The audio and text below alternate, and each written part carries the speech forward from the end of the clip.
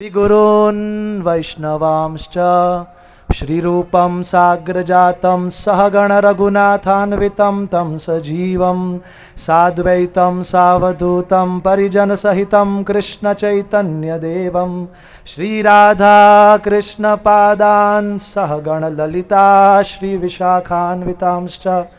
हे कृष्णा करुणा सिंधो दीनबंधो जगत्पते गोपेश गोपिका कांत राधा कांत नमोस्तुते। तप्त कांचन गौरांगी राधे वृंदावनेश्वरी वृषभानुसुते देवी प्रणमामि हरिप्रिये।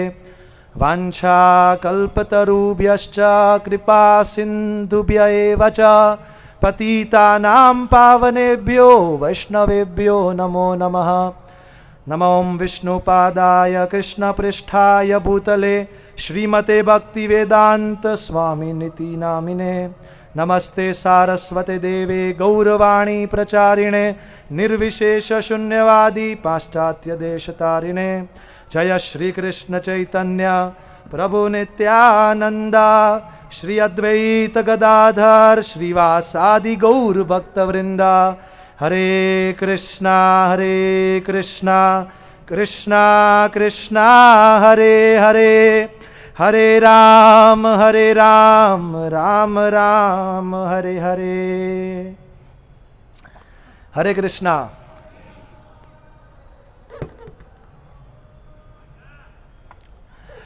आज का हमारा टॉपिक है practical application of Bhagavad Gita in our daily life. अभी तक जो हमने 5 दिनों में जो हमने सुना है वो थियोरेटिकल नॉलेज है। जब तक हम ज्ञान को जिंदगी में उतारते नहीं तो वो ज्ञान उतना यूजफुल नहीं है। Unless knowledge is not so much useful unless there is an application for it in our life. ज्ञान की सार्थकता क्या है? जब जिंदगी में उतार के कुछ परिवर्तन आए। तो आज जो भी हमने 5 टॉपिक्स और आज हमारा 6th टॉपिक है, तो इस नॉलेज को अपने जिंदगी में कैसे अप्लाई करें ये आज का टॉपिक है। तो पावर पॉइंट प्रेजेंटेशन भी था, मगर जैसा परिस्थिति हमें अनुमति देगी, प्रभु जी हमारे धर्म से तो गौर प्रभु बहुत कड़ा परिश्रम कर रहे हैं। अगर प्रोजेक्टर शुरू हो गया तो आपको भी स्लाइड्स दिखेगी, वरना केवल मेरे को दिखेगी। मगर मैं आपको दिखा दूंगा जो मेरे को दिख रहा है। मैं आंखों से देखता हूं और आप कानों से देखिए, ज्ञान की आंखों से। तो हम थोड़ा एक शॉर्ट समरी ले लेते हैं कि हमने क्या 5 दिनों में सीखा। आध्यात्मिक जिंदगी की शुरुआत होती है जब हमें यह पता चलता है कि हम ये शरीर नहीं है, हम शरीर के अंदर है। हम देह नहीं है, हम देह ही है। जिसने देह को धारण किया है वो आत्मा हम है। अभी 10-15 दिनों पहले मेरे को एक सपना आया था, रियल बता रहा हूं, कि सपने के अंदर मैं सो रहा था। सपने के अंदर सो रहा था और उसमें मैं जगा। सपने के अंदर सो के जगा तो मेरे को कुछ याद ही नहीं था। हम जब रात को सोते हैं तो हम भूल जाते हैं कि हम कौन हैं और हम कहाँ लेटे हुए हैं, और हम एक दूसरी आइडेंटिटी को धारण करते हैं सपने में। और जैसा हमको मन दिखाता है बेस्ड ऑन वेरियस फैक्टर्स, उस पल को, उस जिंदगी को हम जीते हैं। फिर जब हम उठते हैं तो हमारे हृदय में भगवान परमात्मा हमको याद दिलाते हैं कि तुम ये हो, तुम अभी इधर लेटे हो, ये तुम्हारी जिंदगी है। अगर वो याद ना दिलाए सर्वस्य चाहम हृदय सन्निविष्टो मत्तः स्मृतिर ज्ञानम अपोहनम च। भगवान हमको हृदय से हमको स्मरण दिलाते हैं। तो वो सपने में मैं उठा, मगर मैं अपने आप को बिल्कुल भूल गया था। तो मेरे साथीदार आए, मेरे माता पिता आए, और वो मेरे को याद दिलाने का प्रयास कर रहे हैं कि मैं कौन हूं, मगर मेरे को याद नहीं आ रहा। और मेरे लिए उस क्षण से नई जिंदगी शुरू हुई, क्योंकि अभी तक जो मेरे को पता था वो अभी मेरे को याद नहीं था। फिर मैं उठा सपने से, तो मेरे को 2015 की याद आ गई, जब मैंने पहली बार इस्कॉन की भगवत गीता ली, और मैं रानीप में एक रूम रख के मैं रहता था। तो मैंने वहाँ जाके मैंने भगवत गीता पढ़ना शुरू किया। तब मैं इस्कॉन से जुड़ा नहीं था, मगर प्रभुपाद जी की भगवत गीता मुझे बहुत अच्छी लगती थी, क्योंकि बहुत क्लैरिटी के साथ सिद्धांत समझाए गए थे। और उसमें जब मैं दूसरे अध्याय में पहुंचा, और जब भगवान श्री कृष्ण ने मेरे को बोला भगवत गीता के माध्यम से कि तुम ये शरीर नहीं हो, जागो, तुम आत्मा हो, तो मेरे को 25,000 वोल्ट का झटका लगा था। कितना? 25,000 वोल्ट। क्यों? तो मतलब आज तक मेरा आइडेंटिटी ही गलत है। जो मेरे को बोला गया इतने सालों से कि तुम ये हो, वो मैं हूं ही नहीं। तो मेरे रिश्ते का क्या, मेरे जिंदगी के लक्ष्य का क्या, अभी तक जो मैंने जिंदगी जी उस दिशा का क्या।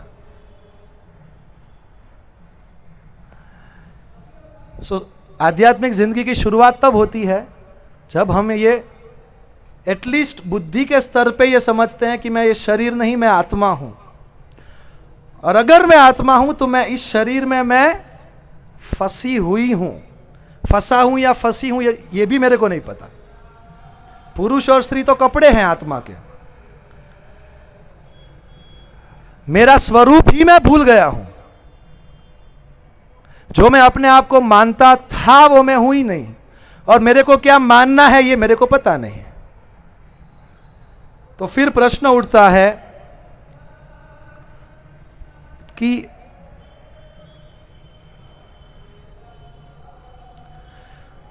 अगर मैं आत्मा हूं तो मैं किधर से आई?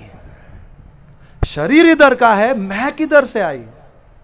धर्म से तो Gaur Prabhu, it is hanged, it is hanged. So फिर हमने देखा कि हम भगवान के धाम से आए हैं। आत्मा इस भौतिक आत्मा ये जड़ संसार के परे है, और भगवत धाम भगवान के धाम से आई है।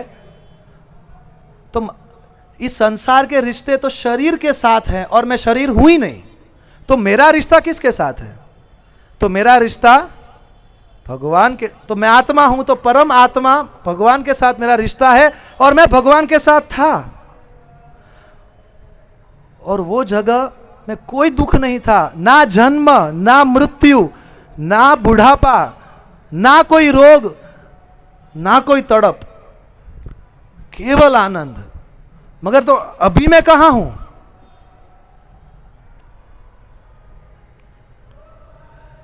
अभी मैं इस संसार में हूं, जो उधर से एग्जैक्ट ऑपोजिट है। ये दुखालय है, विविध प्रकार के दुखों से मैं ग्रस्त हूं, और अगर कुछ मैं एडजस्टमेंट करने जाता हूं मेरे दुख को कम करने के लिए, तो वो भी टेम्पररी है।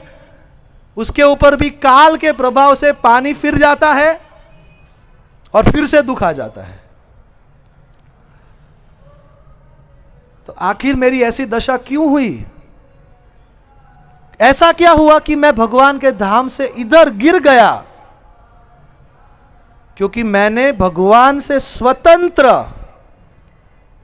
भोग करने की इच्छा की। मेरा और भगवान का बहुत प्रेममय रिश्ता है। भगवान बोले हमारा आनंद हमारे प्रेम में है, मगर हम बोले मैं अपना आनंद खुद खोज लूंगा, मुझे आपकी जरूरत नहीं है। तो भगवान ने समझाया, उधर भी बोला भगवत गीता, मगर मैं समझा नहीं। मेरे को लगा कि ये तो भगवान मुझसे ईर्ष्या करते हैं, मैं भी भगवान बन सकता हूं। तो जो भगवान की सत्ता को नहीं मानते, प्रेममयी सत्ता, और जो भगवान के अनुसार नहीं जीना चाहते, उसको इस संसार कारागार में भेजा जाता है। ये हमने कल देखा था कि ये जेल के समान है आत्मा के लिए। जेल का उद्देश्य क्या है? रेक्टिफिकेशन। आत्मा भगवान से विमुख विद्रोह करके इधर खुश होने को आई है। जब वो ये समझ जाएगी कि ये संभव नहीं है, जन्म जन्मांतर लात खाने के बाद, सत्संग में ज्ञान सुनने के बाद, जब वो भगवान के ओर देखेगी और बोलेगी, हे भगवान, अब मैं समझ गया हूं कि मैं आपका हूं और आप मेरे हो, मेरे से गलती हो गई, मगर अब मैं आपके चरणों में आया हूं, अभी आप मुझे स्वीकार कीजिए।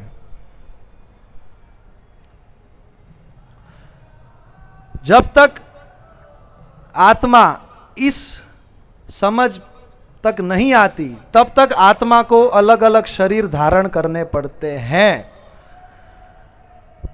अभी तक हम सब ने, ये हमारा पहला जीवन नहीं है, ना ये हमारा आखिरी जीवन है। हमने करोड़ों जिंदगियां पहले जी चुकी है, और करोड़ों सेट ऑफ माता पिता, पति पत्नी, पुत्र, परिवार, दोस्त, अलग अलग सेट्स, और बॉडी चेंज, सेट्स चेंज। तो हमने करोड़ों जिंदगियों में करोड़ों अच्छे काम किए, करोड़ों बुरे काम किए। उसके अनुसार हमको आगे की जिंदगी, आगे के शरीर, आगे के सुख दुख मिलते गए। और ये जो शरीर अभी जो है हमारे पास, ये मेरे पिछले जन्मों के सुख और दुख का हिसाब किताब है। अभी जो मैं करूंगा, ये मेरे भविष्य के शरीर का निर्माण करेगा। मगर आत्मा के लिए भौतिक अस्तित्व सजा है, क्योंकि आत्मा सच्चिद आनंद है। आत्मा मतलब परमानेंट, नो टेम्पररी एग्जिस्टेंस। रिश्ते परमानेंट, आनंद परमानेंट, घर परमानेंट, परिवार परमानेंट। इसलिए हमको डर लगता है। हम टेम्पररी चीज को परमानेंट बनाने जाते हैं, इसलिए चिंता है। ये मोह है, वर्तमान में मोह होता है। हम टेम्पररी को परमानेंट समझते हैं या उसको पकड़ने जाते हैं, ये मोह है।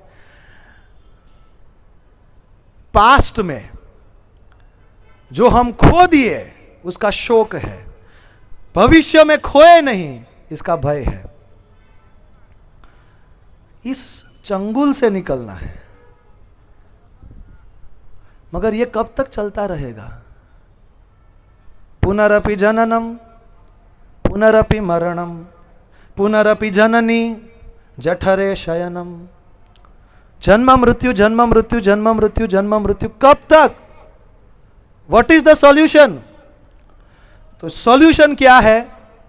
जब तक हम कुछ नहीं करेंगे, इसका कुछ नहीं होगा, ये चलता रहेगा। जन्म लो, कुछ रिश्ते बनाओ केवल तोड़ने के लिए। क्या ये अच्छा अस्तित्व है? प्रेम करो, क्यों? एक दिन छोड़ने के लिए। मेरे को उसको नहीं छोड़ना। सॉरी मैम, सॉरी सर, आप गलत जगह में हो, you will be kicked out.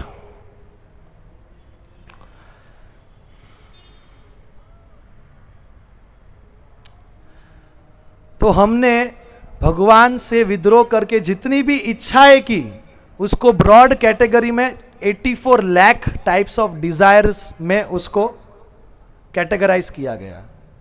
और उसके अनुसार 84 लाख ड्रेसेस या बॉडीज आत्मा को मिलते रहते हैं।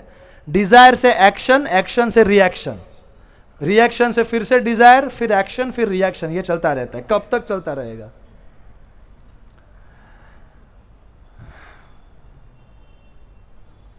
आया क्या ऑन स्क्रीन?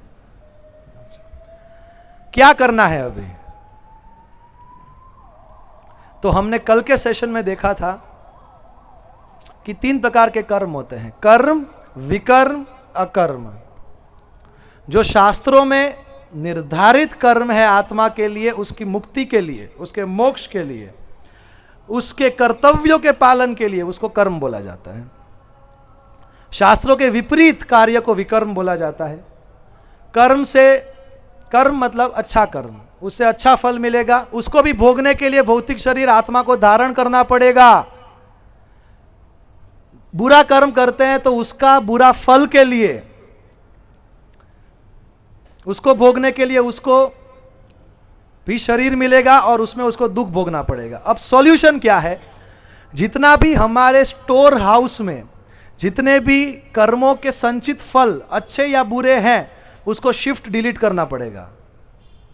मैं तो आत्मा हूं ना, मेरा आध्यात्मिक शरीर है, तो ये सब से मेरे को भौतिक शरीर मिलने वाला, इसको उड़ाओ।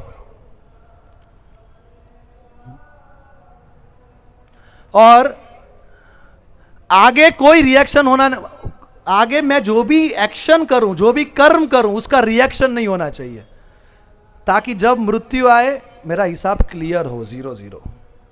इसलिए वो कर्म जो जिसका कोई रिएक्शन नहीं है उसको अकर्म बोलते हैं। जो आगे अ है वो कर्म का विपरीत नहीं है, जिसका रिएक्शन नहीं है वो अकर्म है। तो अगर आत्मा को फिर से भगवत धाम जाना है तो उसको अकर्म करना पड़ेगा। अब ये अकर्म क्या है? आया क्या पावर पॉइंट इसमें आ गया? ओके। तो आप क्या देख रहे हो इधर? बंदूक वाले को देख रहे हो ना? आज का सेशन बहुत इंपॉर्टेंट है, ध्यान से समझना। अकर्म क्या है? एक व्यक्ति बॉर्डर के ऊपर बंदूक से अपने दुश्मन को मार रहा है तो उसको मेडल मिलता है, उसको सरकार सम्मानित करती है। मगर अगर वही आर्मी वाला वही बंदूक से रास्ते पे किसी को उड़ाएगा तो फांसी मिलेगी। क्यों ऐसा? एक ओर वो सेवा कर रहा है, दूसरी ओर वो भोग कर रहा है। समझ में आ रहा है?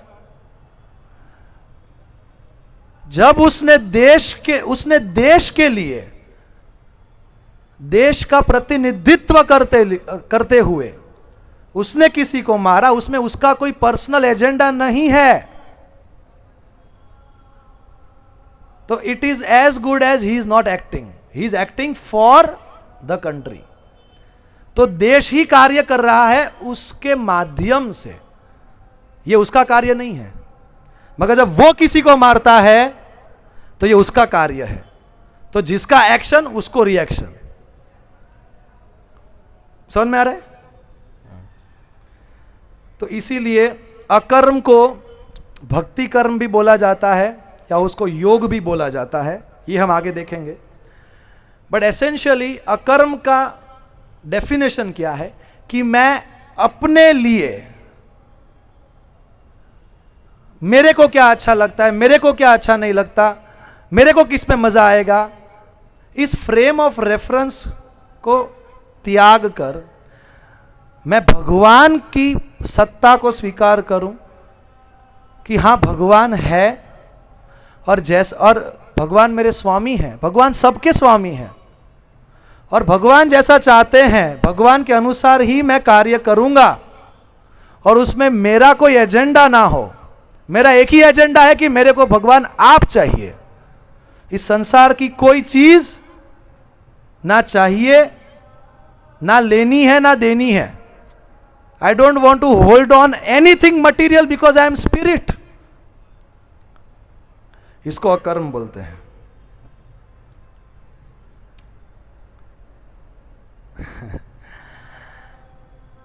अब इसको मैं आपको समझाता हूं by some examples. एक रेस्टोरेंट में एक भाई गए खाने के लिए, उसने बहुत खाया और वो बिना बिल दे के ही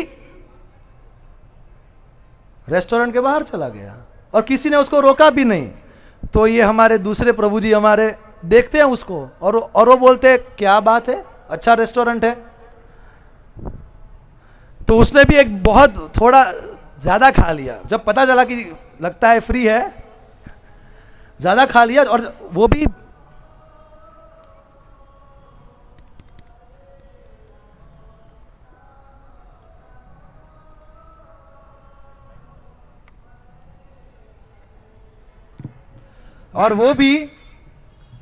बिना बिल दे के हुए वो रेस्टोरेंट से निकलने का प्रयास किया तो उसको सारे स्टाफ ने रोक लिया कि भाई क्या, कुछ भी, पैसा निकालो।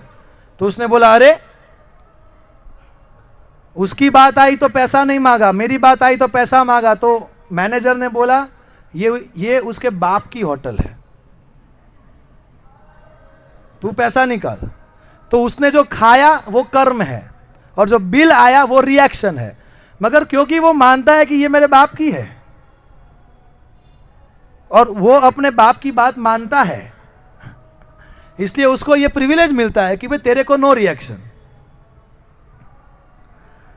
एक ही कर्म का नियम है, मगर जो भगवान को, भगवत तत्व को समझ के, अपना भगवान के साथ कनेक्शन को समझ के उसके अनुसार जिंदगी जीता है, वो ही एक कर्म का नियम उनके ऊपर अलग अलग कार्य करता है। ये कर्म का नियम है। दूसरा एग्जांपल देता हूं।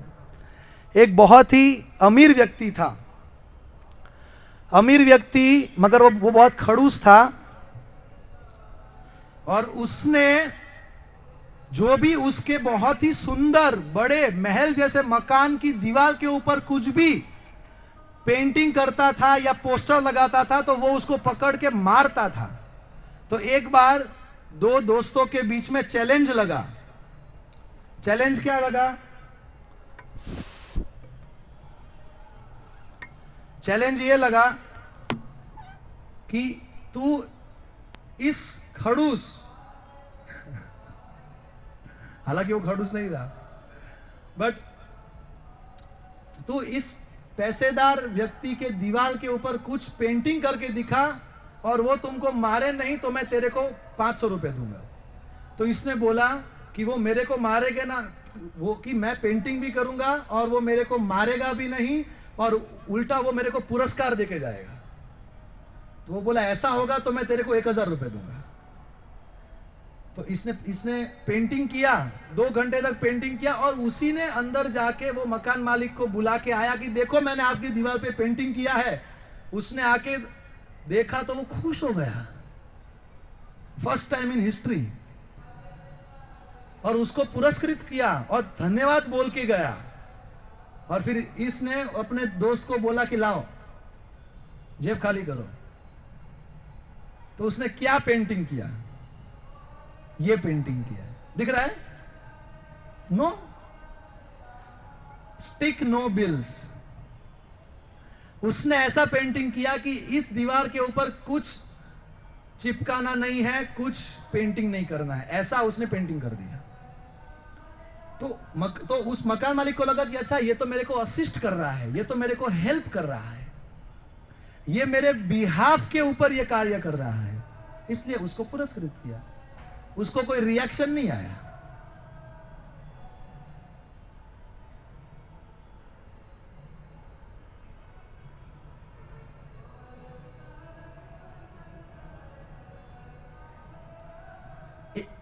एक और मैं आपको एग्जांपल देता हूं। लोहे को जब हम आग में डालते हैं तो लोहा आग बन जाता है, उसी तरीके से। और जिस मोमेंट हमने लोहे को आग से बाहर निकाल लिया तो वो आग का काम करना बंद करता है और वो ठंडा पड़ने लगता है। उसी तरीके से अगर हमारी कॉन्शियसनेस, हमारा विचारधारा अगर ये रहेगा कि मेरे को भगवान की प्रसन्नता के लिए कार्य करना है, मैं भगवान की सेवा के लिए हूं, भगवान जैसा चाहे वैसा मैं सोचूंगा, महसूस करूंगा, इच्छा करूंगा और कार्य करूंगा। थिंकिंग, फीलिंग, विलिंग, एक्टिंग, तो उसके लिए एक्शन सेम रहेगा मगर रिएक्शन नहीं आएगा।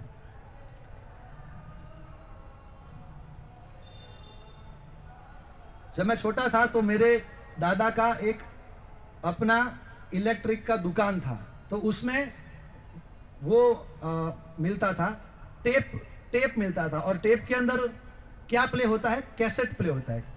कैसेट कितने लोगों ने इधर प्ले किया हुआ है कैसेट? ओ वंडरफुल। जैसे उंगली डालते डालते ऐसे करते हैं ना। सो जब मैं उंगली डालता था तो एक ओर से रील कम होती थी और दूसरी ओर रील भरने लगती थी।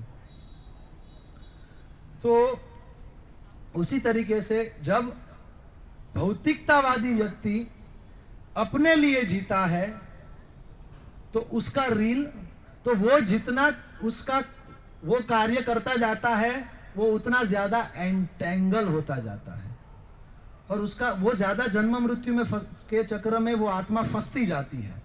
जो आत्मा अध्यात्म के रास्ते पे है और जो ये समझ चुकी है अपनी आध्यात्मिक आइडेंटिटी और उसका भगवान के साथ रिश्ता, उसका भगवान के साथ रिश्ता, उसका इस दुनिया के साथ रिश्ता, भगवान का दुनिया के साथ रिश्ता और इन सब का आपस में रिश्ता, वो इस चेतना में रहती है आत्मा, वो व्यक्ति, पुरुष या स्त्री कोई भी, कि मेरे को भगवान के लिए मेरे को कार्य करना है, भगवान जैसे बताए वैसे करना है। तो जब वो काम करता है या करती है तो वो डिसएंटेंगल होता है, उसकी रील, वो जितना ज्यादा काम करता जाता है। इसलिए आध्यात्मवादी और भौतिकतावादी दोनों काम करते हैं, मगर भौतिकतावादी दोनों काम भी सेम होते हैं। ये भी लेक्चर दे रहा है, ये भी लेक्चर दे रहा है, ये भी खाना बना रहा है, ये भी खाना बना रहा है। इससे ये इसके बंधन का कारण बनेगा, ये उसकी मुक्ति का कारण बनेगा। भगवत गीता में बताया है, यज्ञार्थात कर्मणोन्यत्र लोकोयम कर्म बंधनः। जो भगवान विष्णु के लिए, भगवान विष्णु की प्रसन्नता के लिए, भगवान विष्णु का एक नाम है यज्ञ, तो यज्ञार्थात कर्मण अन्यत्र लोकोयम कर्म बंधन। तो जो भगवान when an act is performed as a sacrifice for Lord Vishnu, it is यज्ञ, वो उसके मुक्ति का कारण बनता है। एक बार मैंने चार्ली चैपलिन में देख रहा था, आप सोचोगे प्रभु जी आप तो अपना मतलब आप अपनी जिंदगी को आप याद कर रहे हो। मतलब एक्चुअली मैं आज का ये टॉपिक तैयार कर रहा था तो ये टॉपिक ही ऐसा है कि मेरे को सब याद आ गया, but it's very helpful to understand. Charlie Chaplin का एक सीन आया कि फ्रेश डामर, हम कहते हैं ना, डामर कहते हैं, डामर का रास्ता बन रहा था और अभी वो फ्रेश था, फ्रेश टार बिछाया हुआ था रास्ते पे और चार्ली चैपलिन का एक पांव गलती से उसके ऊपर पड़ गया, तो वो निकल नहीं रहा था। तो उसको निकालने के लिए उसने दूसरा पांव भी रखा टार पे और फिर उसके दम पे वो पहला वाला पांव निकालने का प्रयास किया, तो वो दोनों के दोनों चिपक गए। फिर उसने अपने दोनों हाथ भी टार में लगाए कि उसके जोर से वो निकले, तो वो उसके दोनों हाथ भी टार में फिक्स हो गए। तो इसी तरीके से अगर कोई बोलेगा कि मेरे को भगवान की परवाह नहीं है, मैं तो स्वतंत्र हूं और जो चाहे मैं तो करूंगा, तो वो और फंसता जाएगा। वो जो जितना प्रयास करेगा वो उतना ही ज्यादा फंसता जाएगा। ये हमें समझना पड़ेगा कि हम स्वतंत्र नहीं है, we are under the stringent laws of nature. हम कहां स्वतंत्र हैं? कभी भी कोरोना हो जाएगा, कभी भी जुकाम हो जाएगा, कभी भी एक्सीडेंट हो जाएगा। आज रात को सोए, कल सवेरे कैसे उठेंगे वो भी पता नहीं। ऊपर से पंखा गिरेगा ये भी पता नहीं। अभी हमारे आश्रम में एक रूम में पंखा गिरा ऊपर से, वो तो अच्छा था कि हमारे प्रभु जी थोड़े साइड में सोए थे, वरना फिर उनका हरि बोल हो जाता। और हमको लगता है I am free, sir you will be kicked out. Please try to understand, we are not free. एक कैदी को कैसे स्वतंत्रता मिल सकती है? मगर वो ऐसा सोचता है, नहीं नहीं नहीं, मेरे को जरूरत नहीं है। Then immediately maya will act और उसका बंधन बढ़ता जाएगा। सो ये अकर्म है। अकर्म को योग भी बोला जाता है। अब ये योग क्या है? आजकल के लोगों को योग पता ही नहीं। एक बार क्या हुआ, एक इलेक्ट्रॉनिक की दुकान पे एक व्यक्ति टीवी खरीदने गया, तो उसने वहां के मैनेजर को पूछा कि ये टीवी का दाम क्या है, मेरे को खरीदना है। तो उसने बोला कि हम मूर्ख लोगों को टीवी नहीं बेचते। तो उसका ईगो हर्ट हो गया। वो घर पे गया, अच्छे कपड़े पहन के आया और फिर से वो गया और उसने बोला कि ये टीवी मेरे को खरीदना है, सूट कोट पहन के गया। तो उस मैनेजर ने फिर से बोला, हम मूर्खों को टीवी नहीं बेचते। अब तो बाप रे। वो वापिस गया, अपना सब हुलिया चेंज करके, कोई उसको पहचान ना सके ऐसा बन ठन के फिर से आया और इंग्लिश में बोला, how much is this television? वो फिर से बोला, हम मूर्खों को टीवी नहीं बेचते। उसने पूछा, मेरे को टीवी नहीं चाहिए, मेरे को ये बोलो, मेरे को ये बताओ कि तुमने मेरे को कैसे पहचाना? तो उसने बोला कि तुम जिसको टेलीविजन दिखा रहे हो ये टेलीविजन नहीं है, ये वॉशिंग मशीन है। उसी तरीके से आजकल के लोगों को पता ही नहीं कि योग क्या है। योग मतलब योग केवल शारीरिक स्वास्थ्य, ताकि इस शरीर का हम भोग अच्छी तरीके से कर सके और सिद्धि प्राप्त करना और अपना वेट लॉस करना, ये सब योग नहीं। योग शब्द युज शब्द से आता है। युज धातु से योग शब्द आता है, जिसका मतलब होता है ज्वाइन या कनेक्ट। तो जुड़ना, किसका जुड़ना? आत्मा का भगवान परम आत्मा से जुड़ना, उसको योग बोलते हैं। जैसे मछली को हम पानी से बाहर निकाले और हम उसको बोले कि ये लो चॉकलेट डेरी मिल्क, ये लो गूगल में 1 करोड़ का नौकरी, ये लो अपने सपनों की रानी, नहीं होगा। खुद का फ्लैट ले लेंगे और उसको बोलेंगे मछली को कि तुम इधर खुश हो जाओगी, उसको पानी चाहिए। ये योग है। उसको ऑरेंज जूस में डालेंगे तो भी नहीं चलेगा, उसको पानी चाहिए। ये जो मेरी उंगली है, जो मैं ऐसे ऐसे कर रहा हूं, ये अभी मेरे शरीर से जुड़ी हुई है। जैसे ये डिस्कनेक्ट हो जाएगी तो ये मरना शुरू करेगी। उसी तरीके से आत्मा को केवल भगवान चाहिए। हमारे एक संत है इस्कॉन के, उन्होंने एक बार बहुत अच्छी बात बोली थी कि हमारे हृदय में एक छिद्र है, होल है, जिसका शेप है भगवान का जो शेप है कृष्णा, वो शेप का होल है। उसको हम पैसों से भरेंगे, गाड़ी से भरेंगे, इस संसार के सुख से भरेंगे, फैसिलिटी से भरेंगे, फिर भी हमेशा लगेगा कि कुछ कमी है। क्योंकि वो होल कब भरेगा? जब भगवान फिट होंगे। तो भगवत गीता में भगवान ने 4 प्रकार के योग बताए हैं: कर्म योग, ज्ञान योग, ध्यान योग और भक्ति योग। जब हम अपने कार्य को, अपने शरीर को, शरीर से, इंद्रियों से जो कार्य करते हैं उसको कर्म बोलते हैं। जब उससे हम भगवान को, जब हम उन कार्यों के माध्यम से हम भगवान से जुड़ने का प्रयास करते हैं तो वो कर्म योग बन जाता है।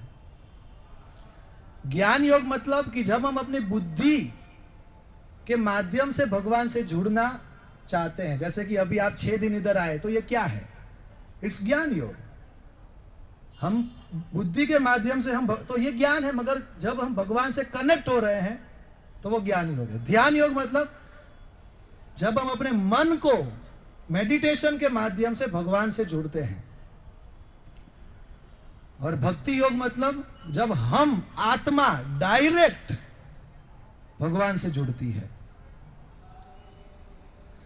तो जैसे बिल गेट्स है उस, या फिर ठीक है, जैसे बिल गेट्स है, उसने इतने सारे विंडोज के वर्जन बनाए।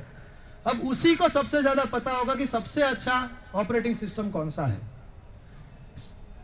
जैसे कि स्टीव जॉब्स, अभी तो वो नहीं है इसलिए मैंने बिल गेट्स जी का एग्जांपल दिया। अगर स्टीव जॉब्स होते तो अगर सबसे अच्छा एप्पल का फोन कौन सा है तो वो उन्हीं को सबसे अच्छा पता है।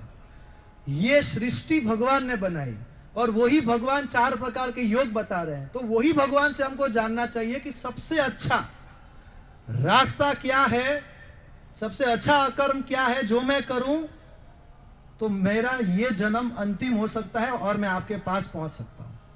तो भगवान भगवत गीता के 6ठे अध्याय के अंतिम श्लोक में बताए, योगिनाम अपि सर्वेषां मद्गतेरंतरात्मना श्रद्धावान भजते यो मान सवे युक्त तमो मतः।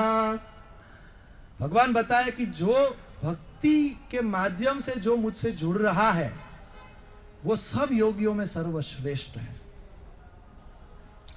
तो जैसे कोई रथ होता है तो रथ में जो 5 घोड़े हैं वो हमारी 5 इंद्रियां हैं। जो सारथी है वो इंटेलिजेंस है, वो बुद्धि है। जो सारथी के हाथ में जो रस्सियां हैं जो घोड़ों को पकड़े हुए हैं वो मन है।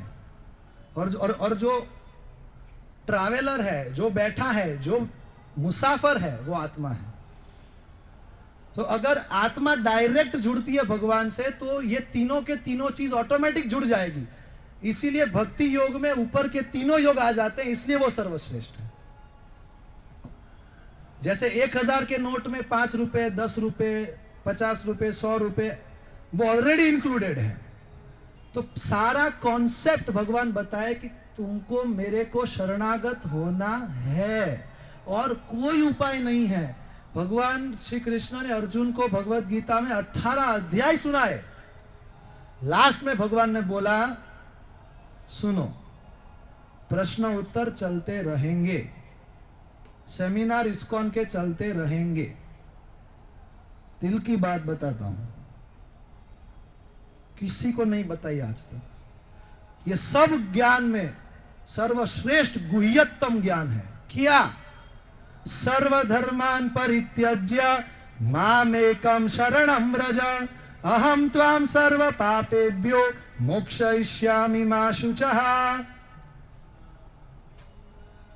तुम जो कुछ भी सोच रहे हो मेरे अलावा वो सब छोड़ो और माम एकम शरणम व्रज, मेरे पास आ जाओ, मैं सब देख लूंगा यार, तुमसे अच्छा मैं देखूंगा। तेरा टेंशन मेरा टेंशन, मेरे को तो चांस दो। खुद चांस इतना लिया, प्रॉब्लम में और फंसते जा रहे हो, मेरे को तो चांस दो। अहम त्वाम सर्व पापे भी, और जितना पाप कर मैं उड़ा दूंगा। मोक्ष ईशामी, मोक्ष दे दूंगा। मां शुच, चिंता मत करो, मैं बोल रहा हूं।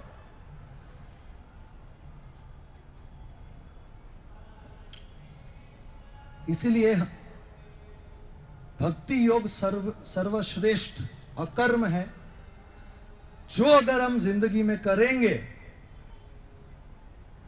तो हमें भगवान की प्राप्ति हो सकती है, इसी जन्म में हो सकती है, और हमारी सारी समस्याओं का समाधान 1 स्ट्रोक में आ सकता है। Full stop, once and for all, to all the problems of life eternally. तो ये भक्ति योग क्या है जी? भक्ति योग समझाइए। देखिए, भक्ति योग मतलब जनरली हमको लोग पूछते हैं कि इस्कॉन में आने से क्या सब कुछ छोड़ना पड़ेगा? हम बोलते हैं जी कुछ सब कुछ नहीं छोड़ना है, केवल भगवान को जोड़ना है। हमारी जिंदगी में हमारा आलीशान घर है, हमारे सुंदर परिवार है, सुंदर गाड़ी है, सुंदर बच्चे हैं, ये सब हमारी जिंदगी में है, फिर भी थोड़ा बहुत खट्टा मीठा रहता है। शास्त्र बताता है कि आत्मा कभी भी जड़ वस्तु से संतुष्ट नहीं हो सकती। आत्मा केवल आत्मा, परमात्मा, चित्त, आध्यात्मिक वस्तुओं से संतुष्ट हो सकती है। जैसा हमने उदाहरण दिया मछली का, तो सारी जड़ वस्तुएं उसके लिए जीरो है। 1 0, 2 0, 3 0, 4 0, सबका वैल्यू जीरो है। कृष्ण एक है। केवल भगवान को हमको अपनी जिंदगी में जोड़ना है, तो अपने को कोई जीरो छोड़ना नहीं है। जितना जीरो रखो और भी लो, कृष्ण को आगे रख दो, तो हमारा वैल्यू उतना ही बढ़ जाएगा। हाँ, पीछे जीरो के पीछे एक मत रखना। सब कुछ कर दिया, अब हम कुछ नहीं कर सकते, तब भक्ति करेंगे तो हमारा वैल्यू क्या होगा? अब भी करो। जैसे भगवान को फ्रेश फ्लावर ऑफर करते हैं, मुरझाया हुआ थोड़ी करते हैं। वैसे ही हमें भक्ति योग इज ऑल अबाउट प्रायोरिटी। हमको भगवान को अपनी जिंदगी में प्रायोरिटी बनाना है। तो छोड़ना क्या है? केवल ये अहंकार छोड़ना है कि भगवान मैं आपके बिना भी खुश रह सकता हूं। नहीं रह सकता। भोक्तारम यज्ञ तपसाम सर्वलोक महेश्वरम सुहृदम सर्वभूतानाम ज्ञात्वा माम शांति मृच्छति। भगवान आप भोक्ता हैं, भगवान आप नियंता हैं, भगवान आप प्रोप्राइटर हैं, आप मालिक हैं, आप सबके सर्वोच्च मित्र हैं और मैं आपका दास हूं। पुंसास्त्रिय मैथुनि भावमेतम तयोर्मिथो हृदय ग्रंथिमाहो अतः गृह क्षेत्र सुताप्त वित्तेर जनस्य मोहोयम अहम ममेति। केवल मोह छोड़ना है और कुछ नहीं छोड़ना है, और केवल कृष्ण को जोड़ना है। अहम ममेति से अहम ब्रह्मास्मि तक पहुंचना है। मैं और मेरा, इससे निकलना है। ये सब कृष्ण का है, मैं भी कृष्ण का हूं। आओ इसी परिवार को वैकुंठ लेके चलते हैं। वैकुंठ लेके जाने की भी जरूरत नहीं, जैसे ही कृष्ण को ऐड कर दिया, यही घर मंदिर बन जाएगा और वैकुंठ इधर ही आ जाएगा।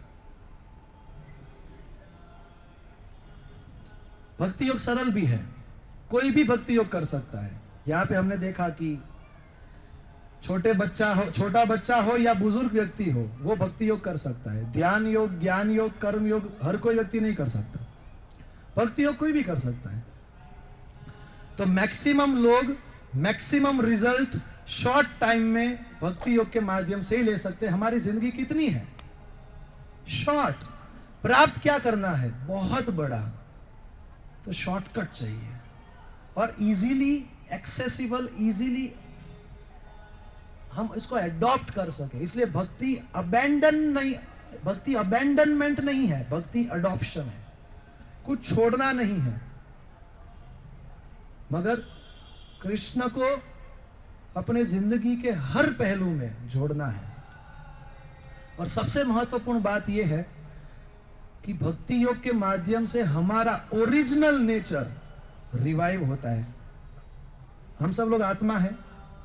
जैसे ही हम भक्ति योग में जुड़ते हैं, एक्चुअली हमारे सबके हृदय में कृष्ण प्रेम है। कुछ लोग बोलते हैं कि इसको ब्रेन वॉश करता है। सही बात है, जंक लग गया है। आपने काम, क्रोध, लोभ, मोह, ईर्ष्या, द्वेष, अहंकार का इतना गंदगी फैला दिया कि वो अपने आप को ही नहीं पहचानता। तो हमारे पास आता है तो हम उसको पकड़ के साफ कर देते हैं ताकि वो अपने आप को पहचान सके। बाहर अगर आप वॉश करने जाएंगे अपने गाड़ी को, तो वो 300, 500, 1000, 2000 लेते हैं। हम लोगों का मन, हम लोगों का दिल साफ कर देते हैं, वो भी मुफ्त में। तो ठीक है, आप हमारी प्रशंसा मत करो, कम से कम क्रिटिसाइज तो मत करो, थैंक यू बोलो। हम लोग ही परेशान हैं कि हमारे खुद जी ये मेरे पति देव हैं, इनको गुस्सा आ जाता है और इनका स्वभाव बदलता नहीं। हम बोलते हो लाओ,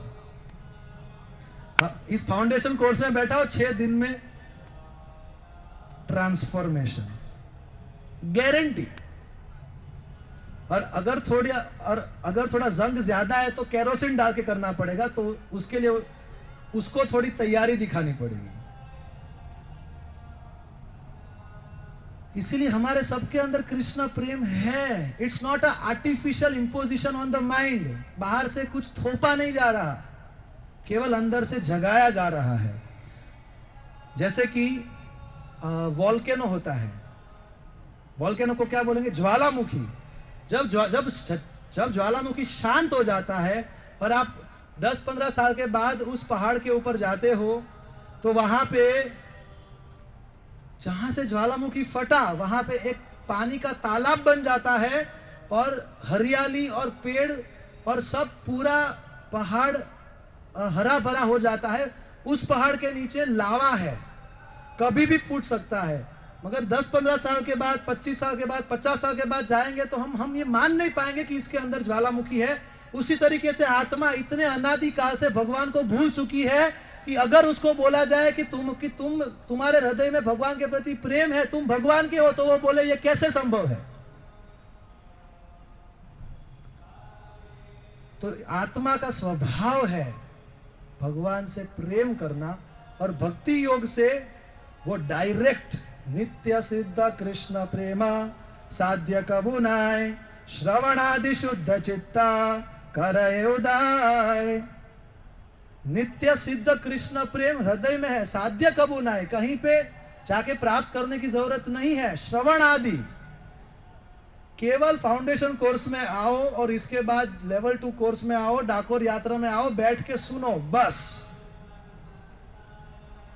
तो क्या होगा? श्रवण आदि शुद्ध चित्त शुद्ध होगा, करे उदय, और वो प्रेम भगवान के प्रति जागृत हो जाएगा।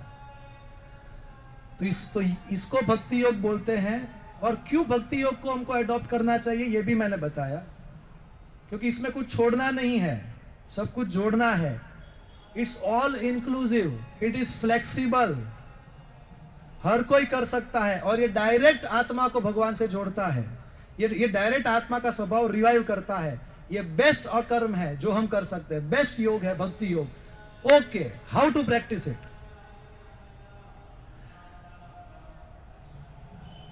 तो अभी जो आएगा ये पूरे जर्नी ऑफ सेल्फ डिस्कवरी, ये जो भगवत गीता फाउंडेशन कोर्स का सार है। आपको कुछ भी याद ना रहे, 5 दिन का, 6 दिन का, कोई बात नहीं। अभी जो मैं बोलने जा रहा हूं ये आप ध्यान से सुन के याद रख लीजिए। हाउ टू प्रैक्टिस भक्ति योगा इन अवर लाइफ। तो टेक फॉर्मूला है TAKE। T for temple, A for approach, K for Krishna connection, E for eliminate. इसको हम एक के बाद एक हम देखेंगे। T फॉर टेम्पल, भक्ति योग की शुरुआत होती है जब हम मंदिर से जुड़ते हैं। मंदिर क्या है हम ये समझ सकते हैं 3 उपमा से, एनालॉजी से। टेम्पल एक यूनिवर्सिटी है। यूनिवर्सिटी में क्या होता है? यूनिवर्सिटी में एजुकेशन होता है, नॉलेज ट्रांसमिशन होता है, spiritual discussion, knowledge transmission, heart transformation.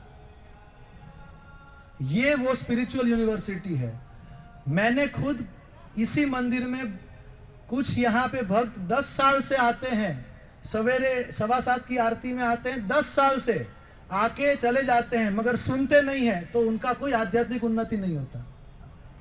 मंदिर का वास्तविक उद्देश्य है भगवान का गुणगान करना, जिससे आत्मा को फिर से पुनः स्मरण हो जाए, अपने भूले हुए रिश्ते, अपना खोया हुआ प्रेम, अपना खोया हुआ घर, और फिर वो अपने आध्यात्मिक उन्नति करे। तो मंदिर एक यूनिवर्सिटी है, मंदिर एक जिम है। जिम में हम अपने मसल्स को स्ट्रॉन्ग करते हैं। हमारे बॉडी में अगर कोई भी मसल्स को हम यूज नहीं करते लंबे समय तक तो वो वीक हो जाते हैं, और फिर उसको फिर से सक्रिय करना है तो उसका एक्सरसाइज करवाना पड़ेगा। तो हमारे अंदर चॉइस मसल्स है। चॉइस मतलब इच्छा। अभी तक हमारी जिंदगी में कुछ भी गलत भी आता है, टेम्पटेशन, तो अपने आप को रोक नहीं पाते और हम गलत चॉइस कर बैठते हैं। मंदिर में आते हैं तो यहाँ पे ट्रेनिंग मिलता है जिससे हम सही चुनाव कर सके कि अपनी जिंदगी को किस दिशा में आगे लेके जाना है।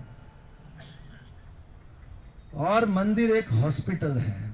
जैसे अगर मेरे को रोग हुआ है तो मैं हॉस्पिटल में जाता हूं दवाई लेके इस रोग को ट्रीट करने के लिए, इस रोग से बाहर निकलने के लिए। उसी तरीके से आत्मा को भव रोग हुआ है, भव रोग, उसकी दवाई वो मंदिर रूपी अस्पताल में मिलती है।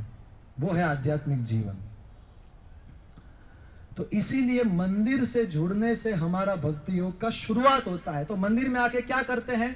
टी फॉर टेम्पल मैंने बताया, ए फॉर अप्रोच। हम पास जाते हैं किसके? एक टीचर के। जिंदगी में क्यों टीचर चाहिए? खास करके आध्यात्मिक जीवन में। पुस्तक में ज्ञान है मगर टीचर के पास विज्ञान है।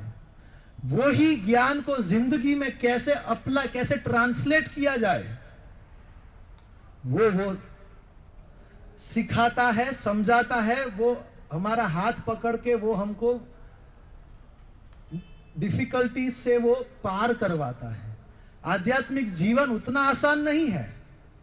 इट इज लाइक, शास्त्र बताता है कि वो तलवार की धार के ऊपर चलने जैसा है। तो टीचर वो है जो, जिसको पता है ये पूरा रास्ता कैसा है, अभी क्या, कौन से आध्यात्मिक जीवन के स्तर पे क्या ऑब्स्टेकल्स आएंगे और क्या सॉल्यूशन है, वो हमको गाइड करेगा। जैसे जिम में ट्रेनर होता है तो उसको पता है अभी कौन सा एक्सरसाइज करवाना है, बाद में कौन सा एक्सरसाइज करवाना है, कितना करवाना है, ज्यादा भी नहीं कम भी नहीं। तो हमारे आध्यात्मिक जीवन में कितना तपस्या करना है, कब क्या बढ़ाना है, वो हमको मंदिर में आध्यात्मिक टीचर हमको बताते हैं। और जैसे डॉक्टर पेशेंट को दवाई प्रिस्क्राइब करता है और उसका डोज देता है, उसी तरीके से टीचर, आध्यात्मिक टीचर, मेंटोर, गुरु अपने जो भी बद्ध जीव आता है यहाँ पे अपने मोक्ष के लिए, उद्धार के लिए, उसको सही मात्रा में क्या क्या चीजें कब करनी है वो बताता है। मगर ये देखा गया है कि कम बुद्धिमान लोग गुरु के पास आके भौतिक वस्तुएं मांगते हैं कि गुरुजी जी हमारा शादी नहीं हो रहा, जी हमारा नौकरी नहीं लग रहा, जी मेरे बच्चे को तबीयत खराब है। तो उसके लिए बाकी सब इंस्टीट्यूशन है। गुरु किसके लिए है? गुरु का सर्वोच्च कर्तव्य यह है कि वो अपने शिष्य को इस संसार से भगवान के धाम लेके जाए। तो गुरु से कुछ भौतिक चीज मांगना वही हो गया कि एक तोप लेके किसी मच्छर को मारना। ये सब टेम्पररी प्रॉब्लम्स है, रिलेटिव प्रॉब्लम्स है। कुछ नहीं करेंगे तो भी आज नहीं तो कल वो चला जाएगा। अरे परमानेंट सॉल्यूशन के लिए उसके पास जाओ। So A for T for temple, A for approaching a bona fide teacher, प्रामाणिक आध्यात्मिक शिक्षक जो परंपरा में आता है और जो शास्त्रों के अनुसार बोलता है और जीता है। अब मैं आपको, इसलिए हमको गुरु के पास कृष्ण कनेक्शन के लिए जाना चाहिए, गॉड कनेक्शन के लिए जाना चाहिए।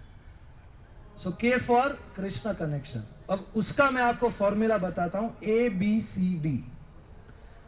हमारा ये कोर्स की शुरुआत भी हुआ था ABCD से। किसी को याद है मनुष्य और पशु में क्या अंतर है? A for ability for higher inquiry, B for bliss, C for choice, D for determination. ये वो ABCD को कैसे हम लेवरेज कर सकते हैं, कैसे हम उसका सदुपयोग कर सकते हैं इस मनुष्य जीवन में, ये वो वाला फॉर्मूला ABCD। A फॉर, तो ये जो ABCD फॉर्मूला है ये मैं आपको बताऊंगा और मैं आपको कुछ रेकमेंडेशन भी करूंगा कि आपको ये ABCD फॉर्मूला किस मात्रा में आपको, आप अगर अप्लाई करेंगे, हम सब अप्लाई करेंगे तो बहुत ही तेजी से, बहुत ही सुंदर और बहुत ही सिस्टमैटिक आध्यात्मिक जीवन में हम उन्नति करेंगे। तो तैयार हैं? A for association. एसोसिएशन मतलब संग, जैसा संग वैसा रंग। अच्छे लोगों के साथ संग करते हैं तो ट्रांसफॉर्मेशन आता है। अमेरिका में ऐसा बताया जाता है कि हम सबके अंदर 2 कुत्ते हैं। आप बोलेंगे प्रभु जी आप बोल रहे हो मेरे अंदर 2 कुत्ते हैं? कहने का तात्पर्य है कि हमारे अंदर 2 कुत्ते हैं, एक अच्छा कुत्ता और एक बुरा कुत्ता। बुरा कुत्ता हमेशा हमको बोलता है कि ये चीज बुरी है, कोई बात नहीं, मगर तुम्हें अभी तो तुमको ये एंजॉयमेंट देगा, मजा देगा, तो कर लो। ये बुरा कुत्ता है। अच्छा कुत्ता क्या है? अरे थोड़ा रुक के सोच तो लो। मगर जनरली बुरा कुत्ता जीत जाता है। क्यों? अगर 2 कुत्ते के बीच में लड़ाई होगा तो कौन जीतेगा? जिस कुत्ते को खिलाया पिलाया, उसका पोषण किया गया हो, वो कुत्ता जीतेगा। और जिस कुत्ते का ध्यान ही नहीं रखा है तो वो दुर्बल हो गया है, वो कैसे जीतेगा? तो हमने जन्म जन्मांतर सत्संग कहां किया? असत्संग किया, गलत संग किया, गलत चीजें सीख ली जो नहीं सीखनी थी।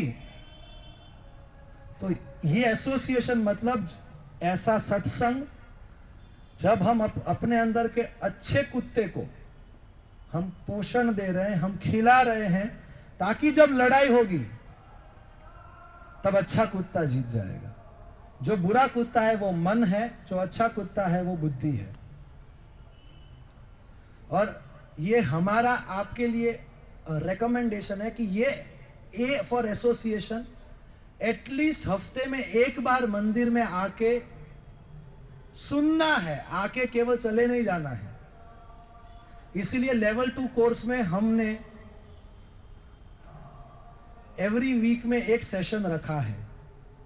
उसका भी मैं आपको इंफॉर्मेशन दे देता हूं कि 27 अप्रैल को हर गुरुवार को हमारा सेशन होगा लेवल 2 का, जो 27 अप्रैल से शुरू होगा।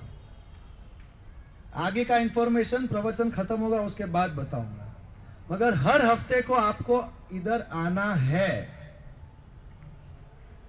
ये बैटरी ऐसी है कि जो 6 दिन ही चलेगी। जब इधर से सुन के जाएंगे तो एक माइंडसेट बनता है जिससे आध्यात्मिक जिंदगी हम अच्छी तरीके से जी सकते हैं, पालन कर सकते हैं। 6ठा दिन आएगा तब हम सबसे ज्यादा दुर्बल होंगे, तो 7वें दिन आना पड़ेगा बैटरी रिचार्ज करने के लिए। तो एटलीस्ट हफ्ते में 1 बार, उससे ज्यादा भी आ सकते हैं, तो कम से कम हफ्ते में 1 बार। तो ये A for association. B for books, किताब। पहले के जमाने में बताया जाता था कि अगर समझदार बनना है तो गाय का दूध पीना चाहिए और किताब पढ़ना चाहिए। किताब पढ़ने से क्या होता है कि संशय, डाउट्स दूर होते हैं।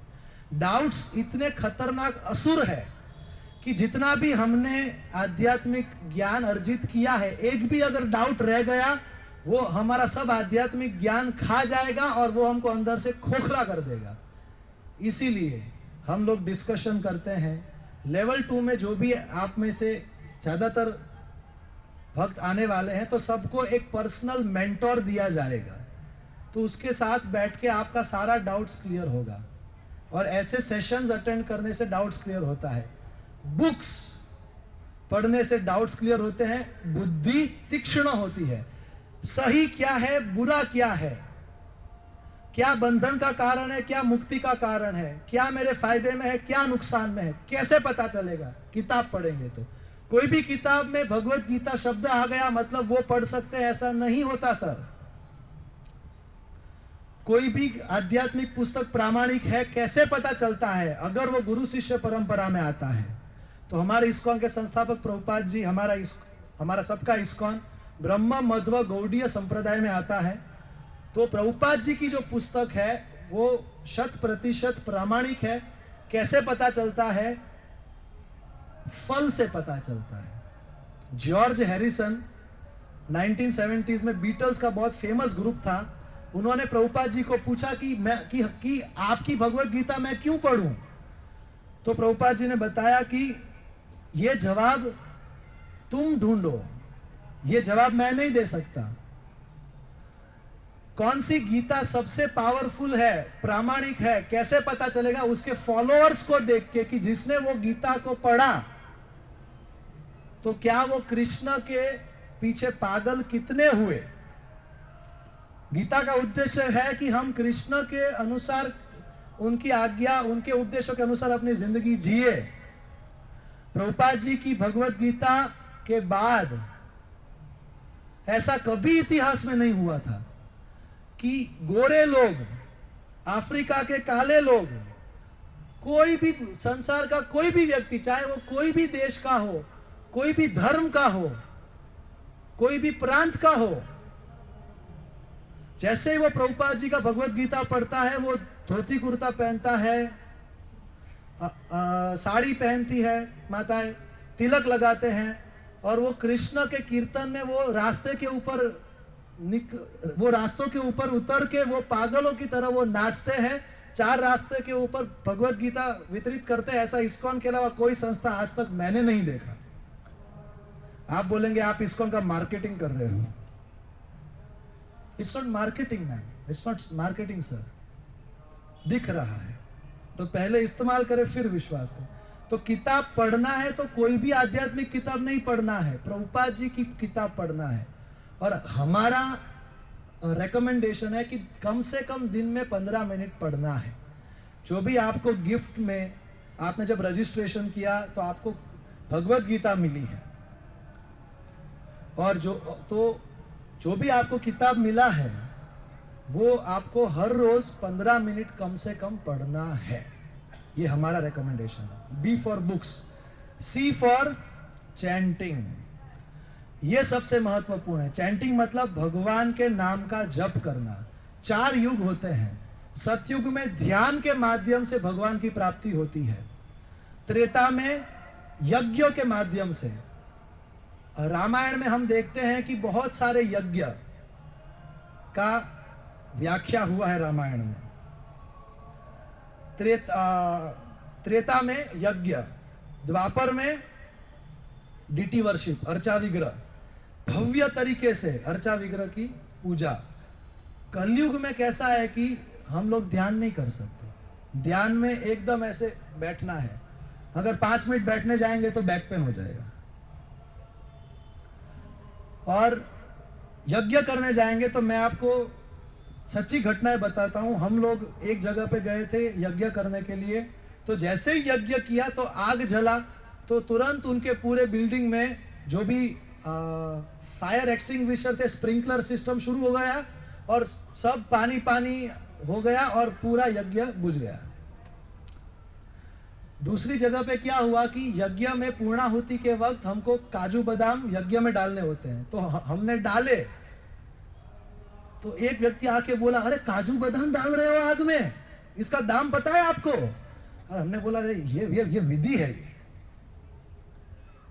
ये तो थोड़ा महंगा भी पड़ता है, और जो भी आइटम्स जो यूज होती है वो बहुत शुद्ध होनी चाहिए। आज घी होता है नहीं होता पता नहीं, आज वो दूध है या वो पाउडर है ये पता नहीं।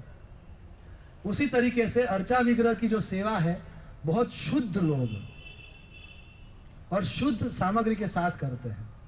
कलयुग में कॉमन प्रोसेस जो हर कोई कर सकता है, उसके लिए कलो तद हरि कीर्तनाद, भगवान का नाम का कीर्तन, भगवान का नाम लेना ये कलयुग का युग धर्म है जिससे भगवान की प्राप्ति होती है। शास्त्र में बताया गया है कि हरेर नाम हरेर नाम एव केवलम कलो नास्ति एव गतिरन्यथा। संस्कृत ऐसी भाषा है कि कोई एक शब्द अगर हम बार बार उपयोग करते हैं तो उसको गलती मानी जाती है। इस श्लोक में 6 बार एक ही चीज को रिपीटेडली बताया गया है, इसलिए ये इंटरेस्टिंग श्लोक है।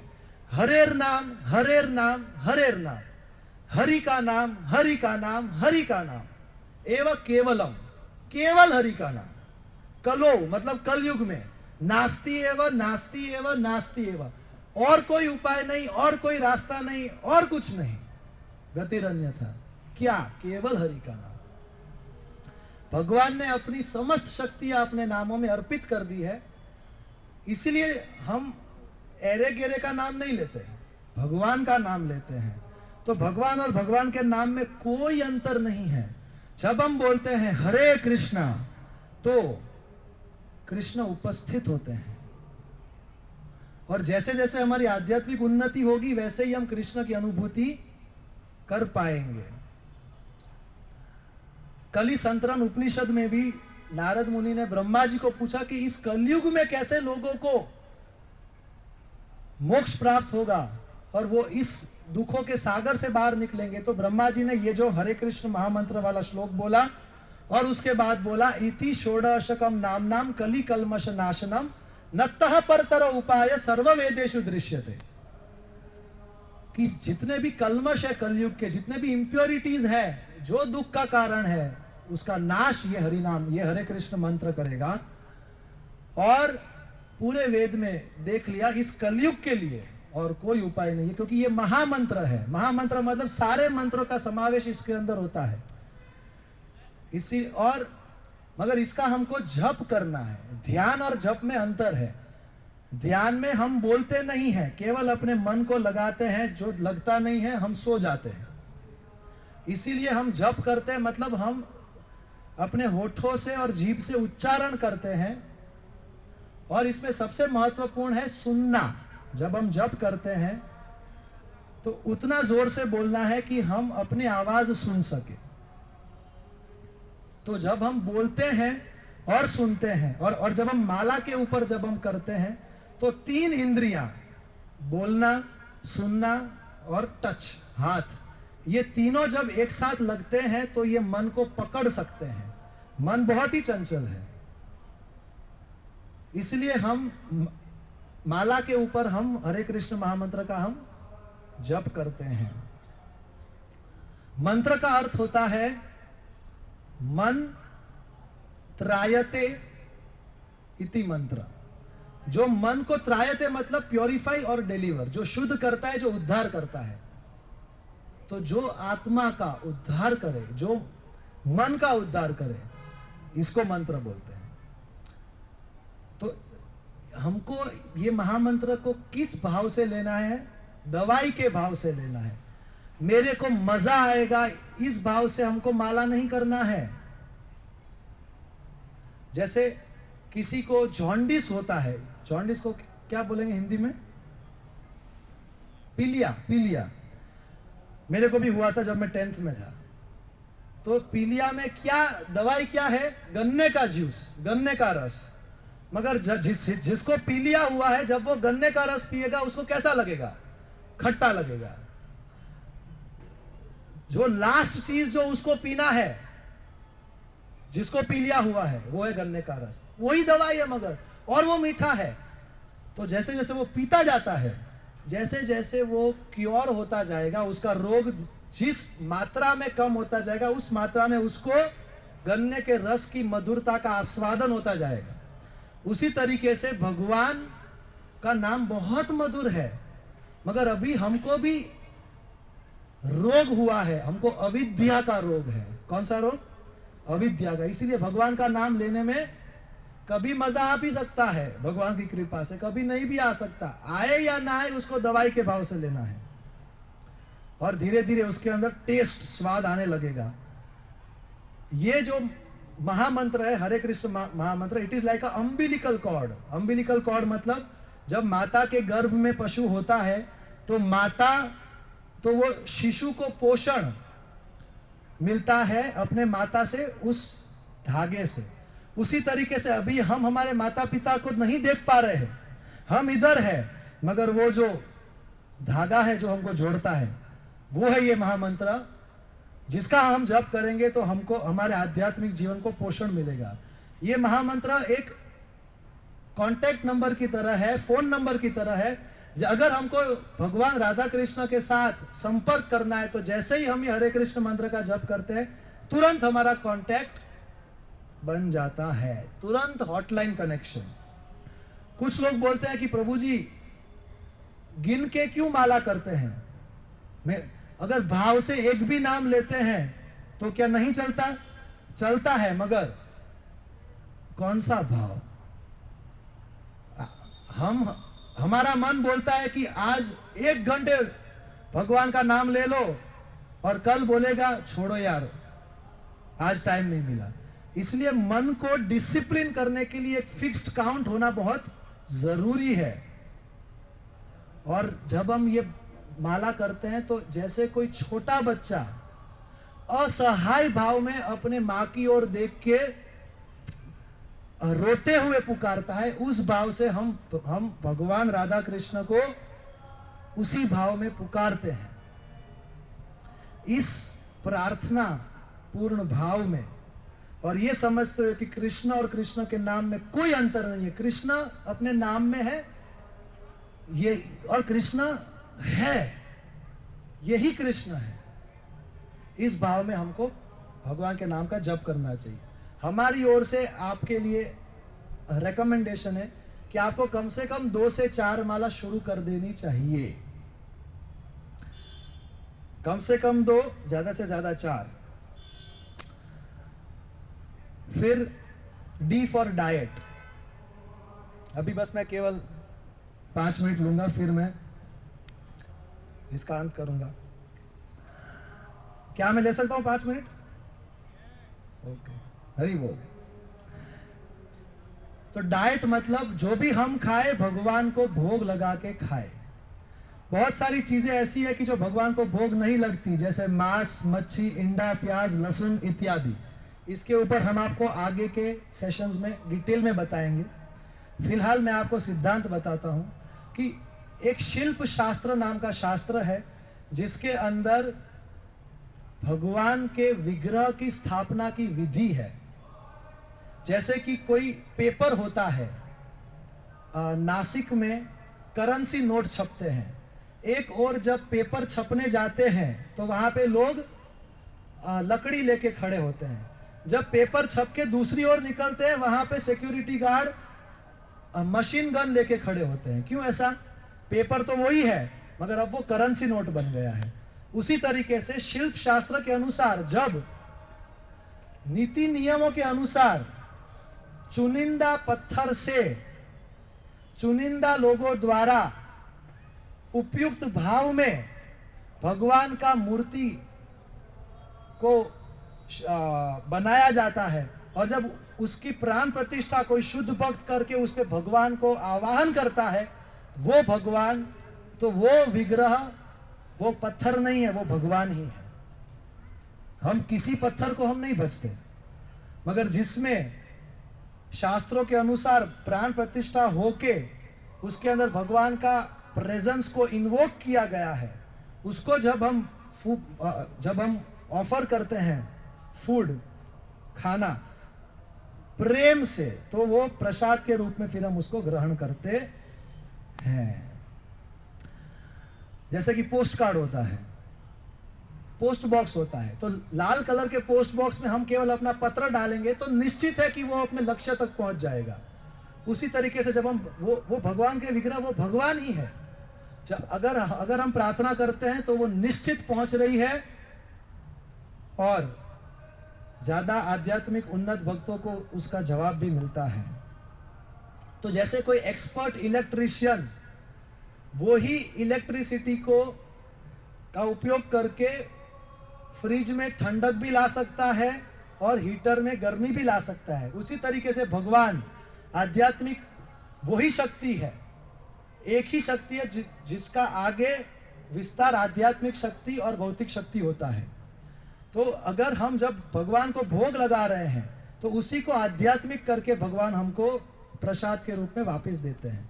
तो हमारा आपके लिए रेकमेंडेशन है, बेस्ट ये है कि हम जो भी खाएं केवल प्रसाद खाएं, मगर शुरुआत में पूरे दिन में कभी ना कभी कोई एक फ्रूट या नट्स, ड्राई फ्रूट्स या दूध पूरे दिन में कभी भी हम भगवान को ऑफर करें और प्रसाद के रूप में एटलीस्ट दिन में एक बार हमारे अंदर प्रसाद जाना चाहिए ताकि हम शुद्ध हो। यहाँ पे जो प्रसाद मिलता है ये भगवान को भोग लगता है और ये हमारे पास आता है। तो अगर आप हर रोज ऐसा फुल प्लेट प्रसाद खा सको तो वो बेस्ट है, मगर फिलहाल शुरुआत के लिए जो मैंने बताया ये आप कर सकते हो। तो ये ABCD फॉर्मूला है। A फॉर एसोसिएशन, कम से कम एक बार मंदिर में आके सत्संग करना है। B फॉर बुक्स, जो भी आपको किताब मिला है रजिस्ट्रेशन के वक्त कम से कम 15 मिनट आपको हर रोज पढ़ना है। C फॉर चैंटिंग, कम से कम 2 से 4 माला करना शुरू करना है। और D फॉर डाइट, प्रसाद ग्रहण करना है। तो TAK हो गया। E फॉर एलिमिनेट, 4 चीजें करनी है ABCD और 4 चीजें नहीं करनी है। हमको कैसी जिंदगी जीनी चाहिए? शुद्धता वाली, पैक्ट फॉर्मूला है। अगर PPT होता तो दिखा देता। P for purity, A for austerity, C for compassion, T for truthfulness. अगर शुद्धता की जिंदगी जीनी है तो व्यभिचार नहीं करना है। तपस्या वाला जीवन जीना है तो नशा नहीं करना है। कंपैशन, दया वाला जीवन जीना है तो मांसाहार नहीं करना है। सत्य परायणता वाला जीवन जीना है तो जुआ नहीं खेलना है। तो ये 4 नियमों का पालन करना है। क्या क्या? मांसाहार नहीं, व्यभिचार नहीं, जुआ नहीं, नशा नहीं। मगर ये हमारा रेकमेंडेशन है कि जो नहीं करना उसके ऊपर उतना फोकस अभी नहीं करना है। जो ABCD फॉर्मूला है वो करना है। वो करते करते जो चीजें हमारे लिए अनर्थ है वो छूटती जाएगी। तो अंत में मैं यही बताना चाहूंगा कि भक्ति योग के माध्यम से हम मंदिर में आके सीखते हैं, मगर हमारा आप सबसे ये निवेदन है कि आप अपने घर को मंदिर बनाइए। हमारे शास्त्रों में घर को बोला गया है भुवन। भू मतलब भगवान, जहां पे भगवान केंद्र में हो। जहां पे, जिस घर में भगवान केंद्र में नहीं, जहां पे भ हट चुका है तो वो वन है। और वन के अंदर कौन रहते हैं? पशु रहते हैं। और पशु हमेशा एक दूसरे के साथ लड़ते झगड़ते रहते हैं, एक दूसरे को काटते रहते हैं। इसलिए घर में शांति नहीं होती, क्योंकि भगवान केंद्र में नहीं है। केंद्र में क्या है? टेलीविजन है। क्या है? टीवी। कोई कोने में अगर कोई सामान सेट नहीं होगा, वहां पे कोने में भगवान का मंदिर बना दो या तिजोरी के अंदर भगवान को रखो। भगवान केंद्र में नहीं है जीवन में। ऐसा बताया जाता है कि a family who praise together stage together, a family who dances together advances together, a family who sings together clings together, a family who dines together shines together। जिस परिवार में भगवान केंद्र में होते हैं उस पूरे परिवार के रिश्तों में मधुरता अपने आप आ जाती है और पूरी जिंदगी खूबसूरत बन जाती है। मगर जिस तरीके से रामायण में जब माता सीता ने गोल्डन डियर को देखा था, सुनहरे हिरन को देखा, तो उन्होंने भगवान राम को बोला मेरे को ये चाहिए। और फिर भगवान राम को उन्होंने भेज दिया। और फिर रावण आया साधु के वेश में और सीता माता को उठा के लेके गया। उसी तरीके से हमारे जीवन में ये जो गोल्डन डियर है, ये जो सुनहरा हिरन है, ये इस दुनिया का तमक जमक है, टेम्पटेशंस है, और अगर हम उसको पकड़ते हैं तो भगवान सेंटर से हटने लगते हैं। और रावण रूपी टीवी साधु के भेष में हमारे घर में आता है कि अरे तेरे को अपडेट करूंगा, मैं तेरे को मैं न्यूज दूंगा, तेरे को मैं हंसाऊंगा, कॉमेडी, तेरे को अच्छी जिंदगी जीने के लिए मैं सहायता करूंगा। मगर जैसे ही वो साधु के भेष में रावण आया और सीता माता ने विश्वास किया और फिर उसने अपने 10 सिर निकाले, उसी तरीके से हमारे टीवी में 100 चैनल उसके बाद आ जाएगी और वो हर प्रकार की चीजें दिखाएगी जो हमको नहीं चाहिए, जो हमको भगवान से दूर लेके जा रही है। तो जिस तरीके से हम तो तालाब में अगर 2 अलग अलग पत्थर डालते हैं तो 2 अलग अलग सर्कल फॉर्म होते हैं और वो क्लैश करते हैं। सारे पत्थर को एक ही बैग में रख के हम एक साथ डालते हैं तो कोई क्लैश नहीं होता। उसी तरीके से अगर भगवान किसी घर के केंद्र में है और वो पूरा परिवार एकजुट रहता है तो कोई समस्या नहीं होगी, कोई झगड़ा नहीं, कोई क्लेश नहीं, और वो घर बन जाएगा मंदिर। तो हमारा आपसे यही निवेदन है आज कि ये जो टेक फॉर्मूला है ये आप टेक करके जाइए, कुछ छोड़ना नहीं है, केवल भगवान श्री कृष्ण को जोड़ना है। अल्टीमेटली ये हमारा सबका चॉइस है, हमारा भी चॉइस है, आपका भी चॉइस है कि हम अपनी जिंदगी को आगे किस दिशा में बढ़ाना चाहते हैं। और अगर हम ये भक्ति योग का हम अगर पालन अपनी जिंदगी में करेंगे तो हमारी जिंदगी सबलाइन बन जाएगी, सुंदर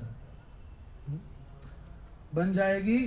और जिस सुख आनंद की हम केवल थियोरेटिकली हम चर्चा कर रहे हैं वो हमें सचमुच महसूस होगी और इस जिंदगी का लक्ष्य पूरा करके हम इसी जन्म में भगवान के धाम पहुंच सकते हैं। हरे कृष्ण।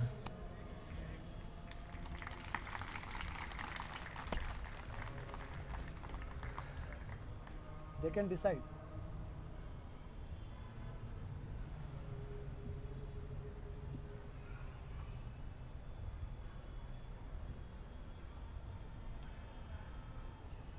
No question. डाकोर यात्रा अनाउंसमेंट। तो एक अनाउंसमेंट है, अभी हम क्वेश्चंस नहीं लेंगे, क्वेश्चंस हम प्रसाद लेते हुए हम डिस्कस कर सकते हैं। अनाउंसमेंट ये है कि लेवल 2 का कोर्स 27 अप्रैल को शुरू होगा।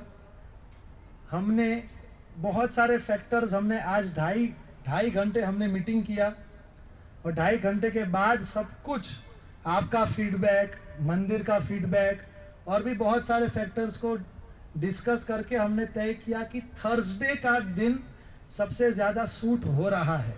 शुरुआत में वो आपको थोड़ा संघर्ष आ सकता है, मगर जैसे मैंने शुरुआत में बताया था, प्रेम है तो संघर्ष उठाना पड़ेगा।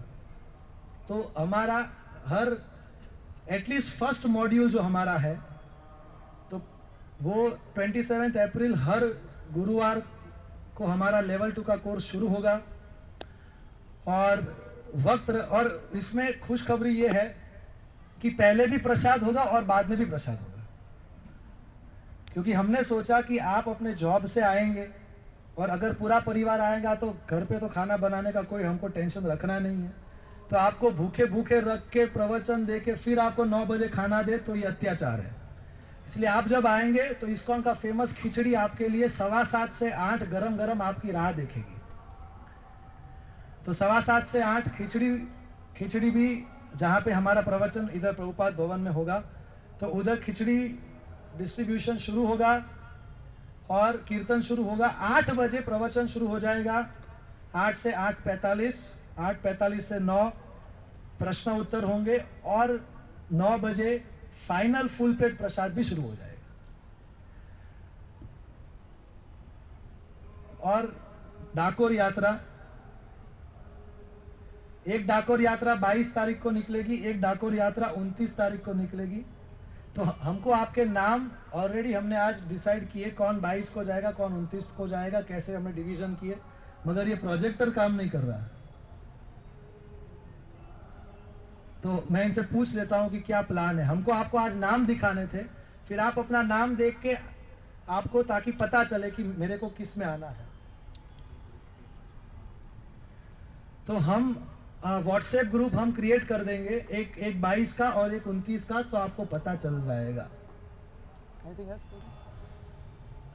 और एक लास्ट चीज मैं धन्यवाद देना चाहूँगा सबसे पहले भगवान श्री श्री राधा गोविंद जी को। केवल उन्हीं की कृपा से ये प्रोग्राम संभव हो पाया है, उनके आशीर्वाद से और उन्हीं की प्रसन्नता के लिए ये तुच्छ प्रयास हमने किया। और फिर हमारे पूरी गुरु शिष्य परंपरा जिन्होंने इतना संघर्ष करके ये दिव्य ज्ञान हम तक पहुंचाया, श्रील प्रभुपाद जी का धन्यवाद। ये जो ज्ञान जो हम समझ रहे हैं ये प्रभुपाद जी ने हमको दिया है।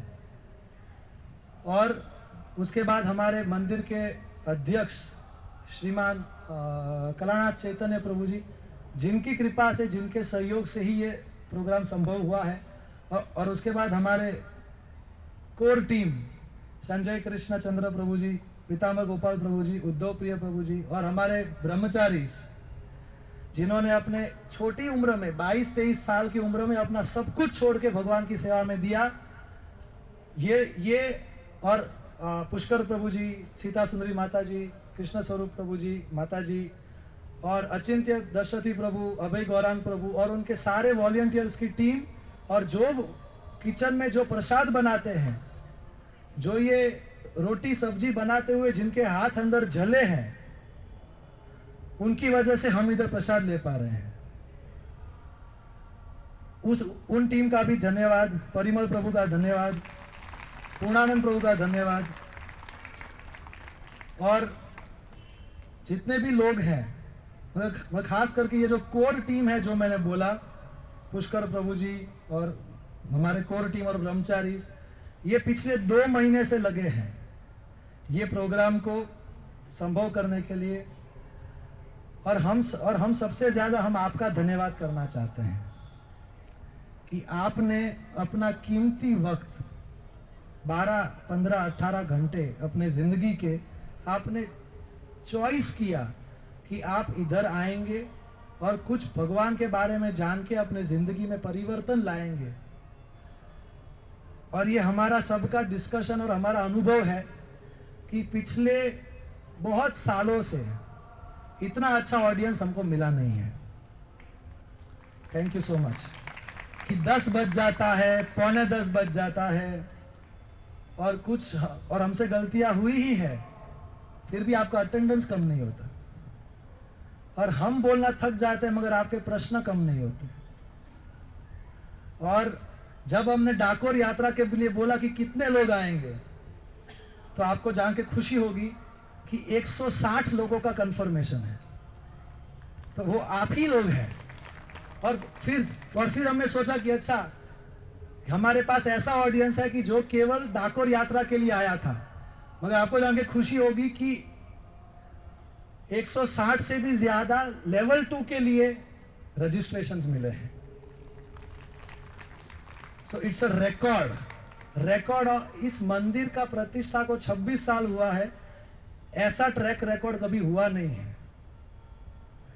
So thank you so much. आप सबके उत्साह से हमारे अंदर भी उत्साह भरा, ताकि हम ये थोड़ा बहुत प्रयास कर सके। गलतियां हुई होंगी और उसके लिए हम और पूरे टीम के बिहाफ के ऊपर मैं आप सबके चरणों में मैं माफ़ी मांगना चाहता हूँ।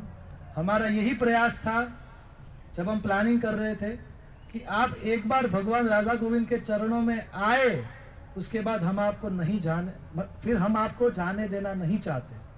तो हमसे जितना भी हुआ वो हमने किया। हमने कुछ नहीं सोचा, ना शक्ति का सोचा, ना वक्त का सोचा, ना पैसों का सोचा, हमने केवल आपका सोचा। मगर फिर भी हम लोग अपूर्ण हैं, तो हमसे गलतियां हुई होगी, तो उसके लिए हम क्षमा चाहते हैं। आप लोग का दिल बहुत प्रेम भरा है, तो आप उसी प्रेम से आप हमको माफ़ कर दीजिएगा। और इसी तरीके से ये जो आत्म साक्षात्कार का ये यात्रा है, ये 6 दिन का तो शुरुआत है। हमारी ऐसी इच्छा है कि हम लोग पूरी ज़िंदगी साथ रहे और इस जीवन को साथ में सफल बना के साथ में भगवान के धाम इसी जन्म में लौट जाए।